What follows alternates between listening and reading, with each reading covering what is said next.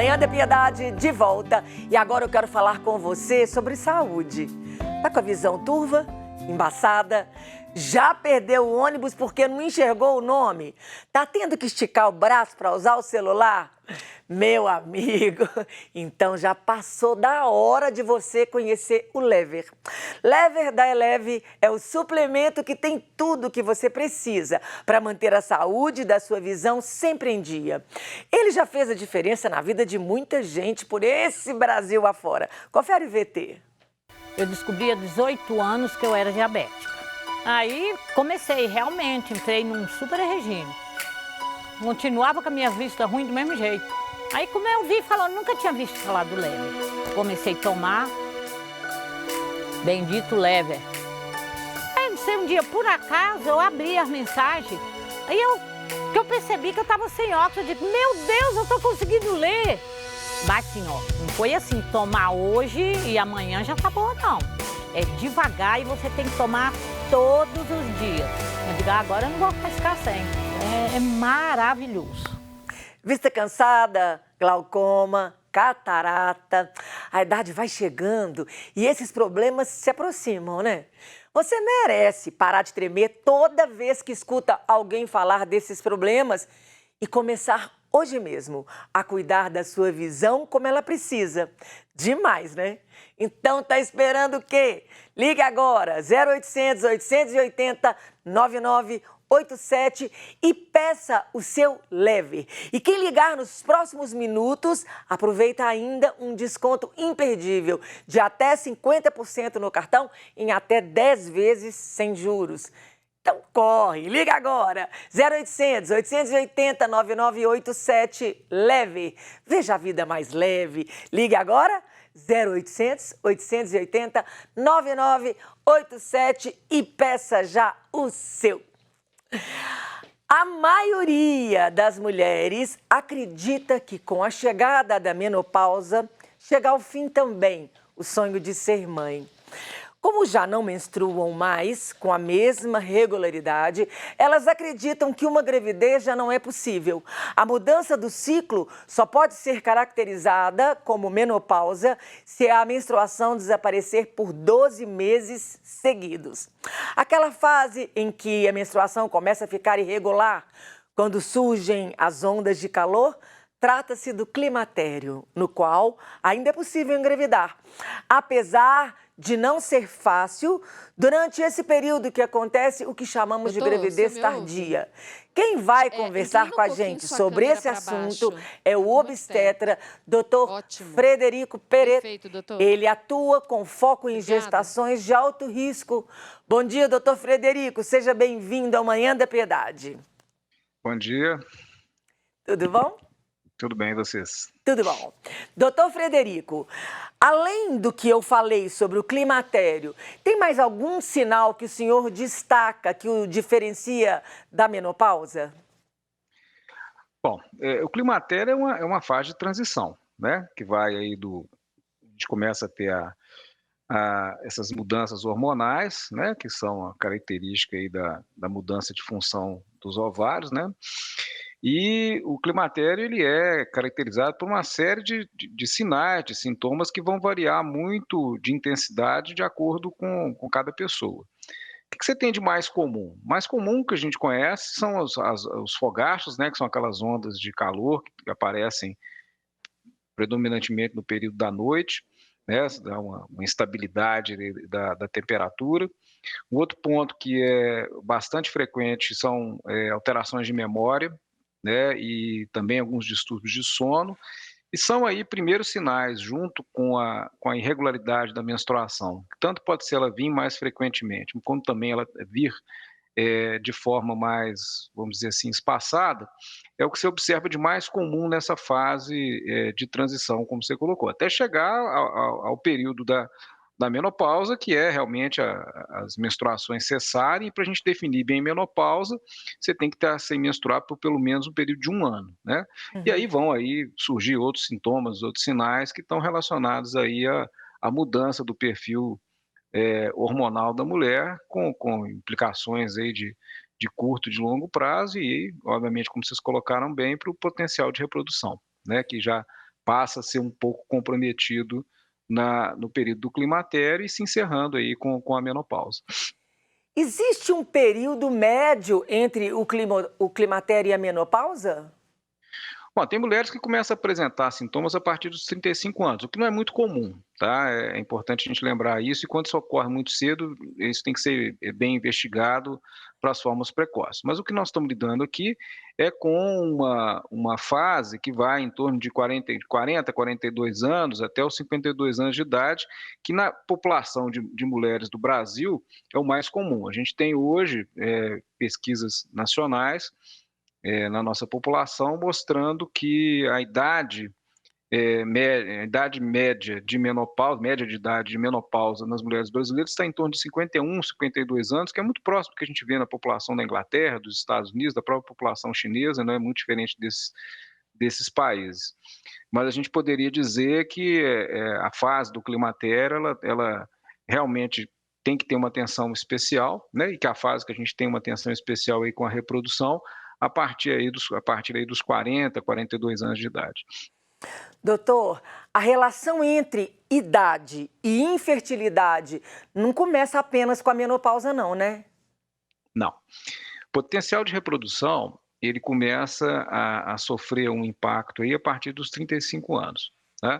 E isso começa a se acentuar em torno dos 37 anos e vai se tornar de forma aí mais significativa entre os 40 e 45 anos, que é onde você tem aí a redução do potencial de reprodução, né? As ovulações passam a ser menos frequentes, passa a ter uma qualidade diferente, o material genético também ele passa a sofrer um envelhecimento. É importante a gente lembrar que desde o nascimento a mulher ela vem apresentando um declínio, né, da função do ovário, e isso vai aparecer mesmo aí nessa faixa etária que eu falei com vocês, tá? E, portanto, essas são a fase. A partir dos 35 anos, a gente começa a ter uma atenção mais diferenciada e principalmente depois dos 40, uma atenção mais diferenciada ainda em relação aí ao potencial reprodutivo.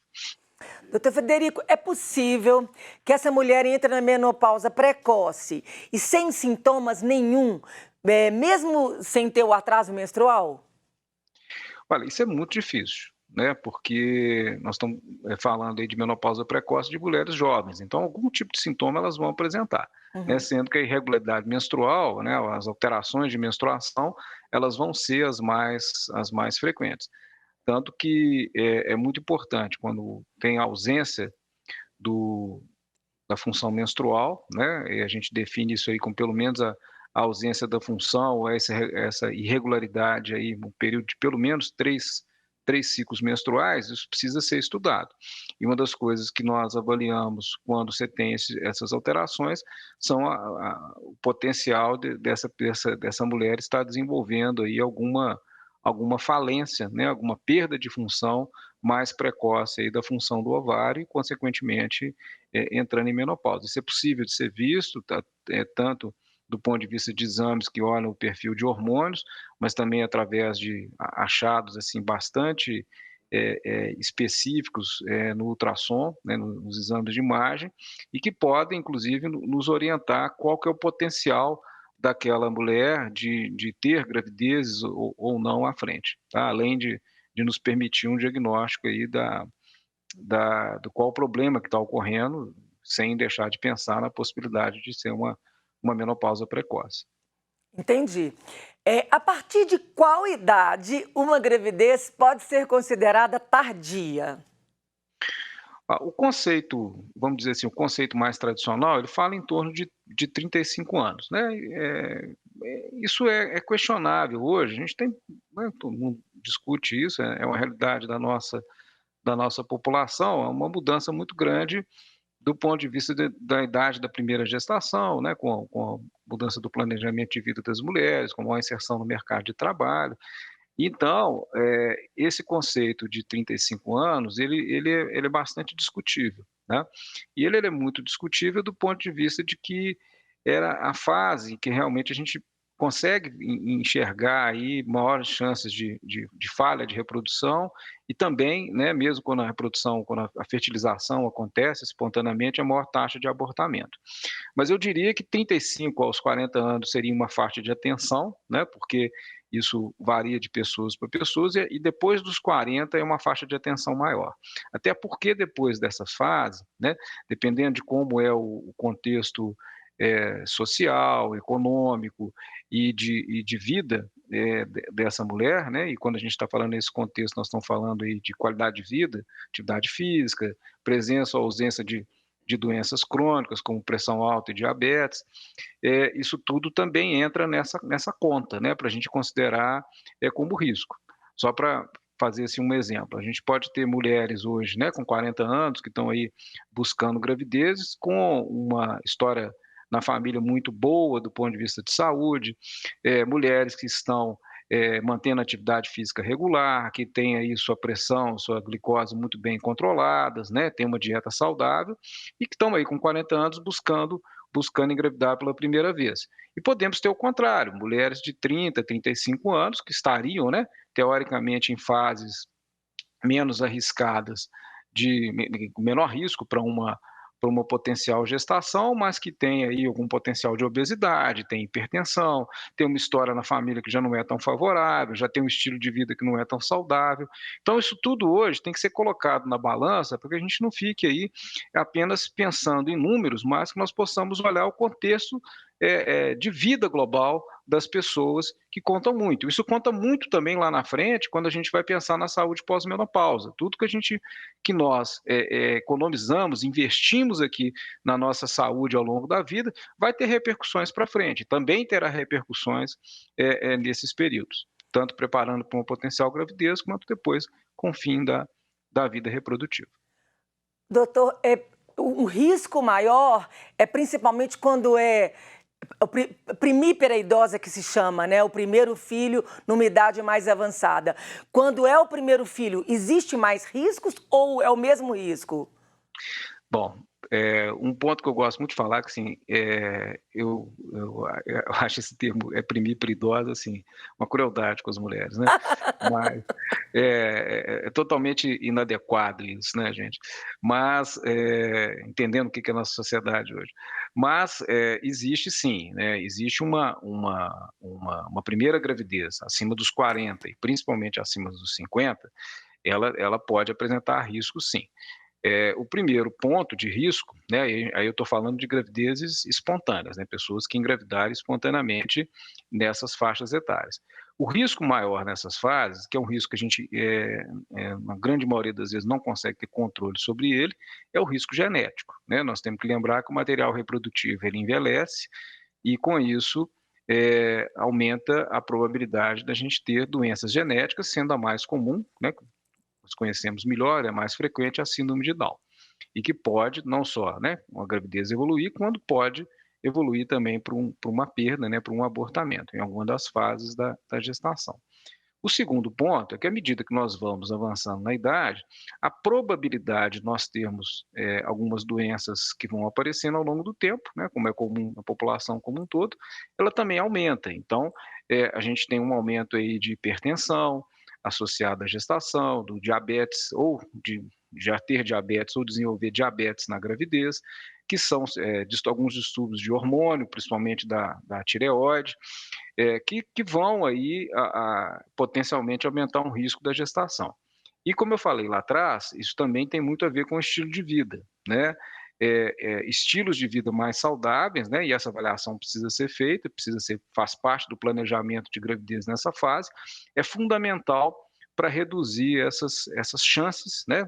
De que já são maiores de acontecerem essas complicações nessa faixa etária. Então, quando você compara, né? Se a gente pegar mulheres saudáveis com 40, 50 anos, comparadas com mulheres saudáveis abaixo de 35, 30 anos, elas terão uma chance um pouco maior de terem complicações na gestação. Isso não me impede de engravidar, não é uma contraindicação, né? A não ser que a pessoa tenha um problema de saúde muito grave, que coloca a vida dela em risco, mas merece sim uma atenção diferenciada, uma atenção especial nessa fase. Doutor, uma última pergunta, porque o tempo briga com a gente. Muitas mulheres na menopausa atribuem o ganho de peso à pobre coitada da menopausa. Ela tá vilã desse jeito mesmo? Ou existe um fator aí que as mulheres têm colocado a culpa na menopausa, mas a culpa é porque elas estão comendo mesmo? Não, tem alterações de metabolismo? Tem, né? Pode haver uma tendência mesmo a uma nova distribuição da gordura no corpo, e é por isso que é importante, uma das coisas fundamentais, né, que fazem parte aí vamos dizer assim, do tratamento, entre aspas, aí da menopausa, é a abordagem da nutrição, né? Não só da nutrição, mas da atividade física, né? Porque existe uma preocupação, né, com a mudança do corpo, e lógico, as mulheres têm que pensar nisso, todos nós devemos pensar nisso, né, como, sem exageros, mas como uma questão de saúde, mas é importante, sim, porque tem mudanças que podem, inclusive, mudar o perfil de colesterol, isso tudo tem complicações lá para a saúde cardiovascular, né, saúde nossa do ponto de vista de longo prazo, mas também do ponto de vista de prevenção de outras doenças. Então, você auxiliar aí, essa fase com uma boa atividade física, né, que possa fazer um bom controle de peso, que possa fazer com que ganhe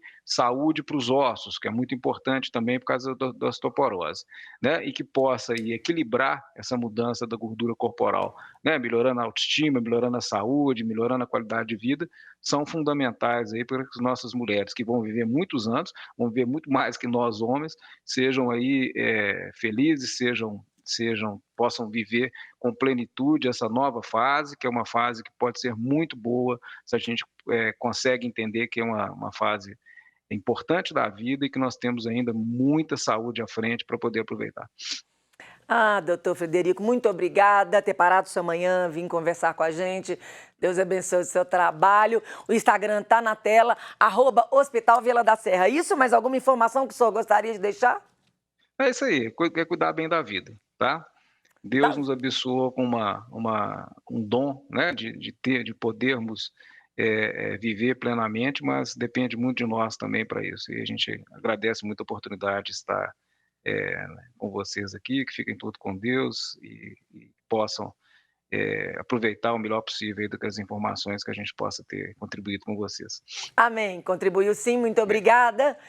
E o Manhã da Piedade vai para um intervalo, daqui a pouquinho a gente volta.